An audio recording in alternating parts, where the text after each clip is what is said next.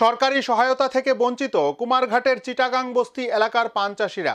পানের বরজে নেই জলসেচের ব্যবস্থা, ফলে মার খাচ্ছে উৎপাদন।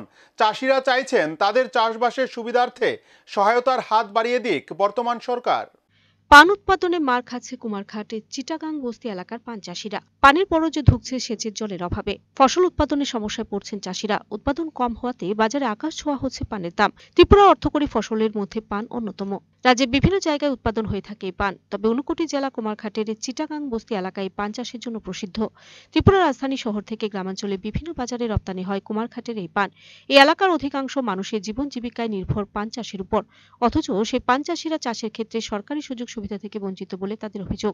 এলাকার তপনদের নামের এক পান চাষি জানান, এলাকার 2 শতাধিক পরিবারের একমাত্র উপার্জনের মাধ্যম এই পান চাষ, কিন্তু বর্তমানে তাদের রোজগারে টান পড়েছে অনেকটাই।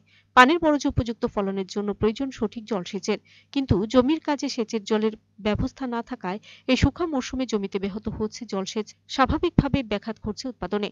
আর এর জেরে বরজে নষ্ট হচ্ছে পান, বাজারে বৃদ্ধি পাচ্ছে পানের দর।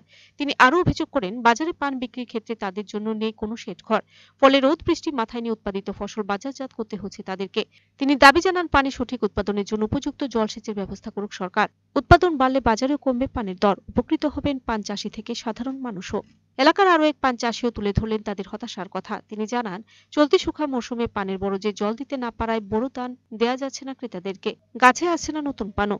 তিনি অভিযোগ করেন, বিগত শিলাবৃষ্টিতে ব্যাপক ক্ষতি হয়েছিল পানের, সরকারিভাবে তারও কোনো সহায়তা আজ পর্যন্ত পাননি চাষিরা। তিনি দাবি জানান সরকারি সহায়তার।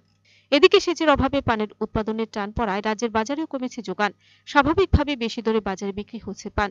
এই প্রতিবেদনের পর কুমারঘাটের পান চাষিদের প্রতি সরকার বাহাদুর সদয় হয় কিনা সেটাই দেখার। আমাদের পান খেতে গেলে আমরা জীবন জীবিকা, এই পান খেতের উপর আমরা আদ্য পুরুষ পর্যন্ত থেকে আমরা পূর্বপুরুষও চলিয়ে যার। এখন বর্তমানে আমরা যে সমস্যা, পুষ মাস থেকে ধরিয়ে আমাদের এখানে জলের সমস্যা। এরপরে পুষের আগে যে শিলাবৃষ্টি হয়েছিল, ওই শিলাবৃষ্টিতে আমরা কোনো সরকারি কাগজপত্র জমা দেবো হয়েছে, কিন্তু আমরা কোনো সাহায্য পাইছি না। দিবে দিব হয়, কিন্তু কোনো কাজে নাই। এটাই আমরা দুঃখিত। আমরা এখানে নাইলো এই পান চাষির উপর 300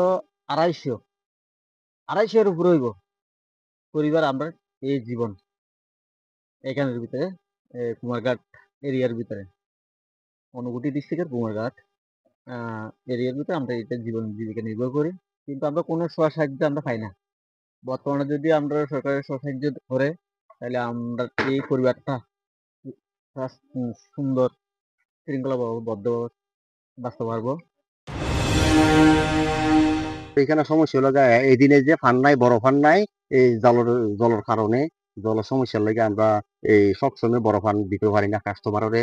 আমরা মতো সাধারণ মানুষ বিড়া ফান, এই বালা ফান কিনে খাইতে পারে না, এই সমস্যার লাগে জলের কারণে।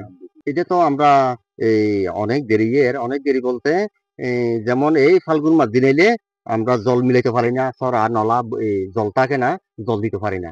অত্যন্ত নাই এখন হইলগা এই খরার দিন জল দিতে পারেন না, জল নাই, জল দিলে না তো একটা নতুন ফান বড় ফান পাইতো কাস্টমারে। সরকারি সাহায্য আমরা তো এই যে জলের কোনো সুবিধা পাইছি না, আমরা এই ক্ষতিপূরণ ওই বেশি পাইছি, বেশি দেয় না। না শিলে বৃষ্টির ক্ষতি তো আমরা পাইছি না গো।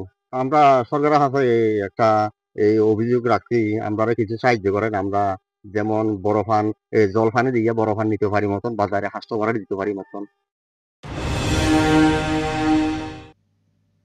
Video report search India TNN।